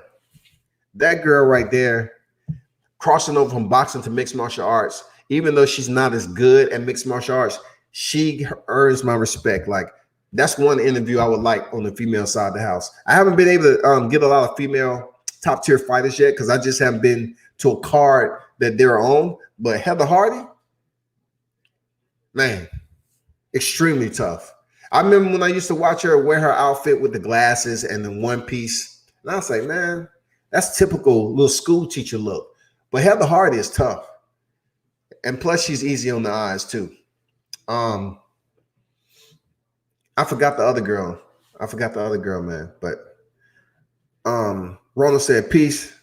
I'm gonna beat you. I'll see you the next live. Hey, Ronald Finkley, salute to you, man. Thanks for dropping through. Thanks for the donation. I truly appreciate it, man. Next time. But yeah, for those of you that tuned in, I've been on here for 2 hours already. I just went over 2 hours.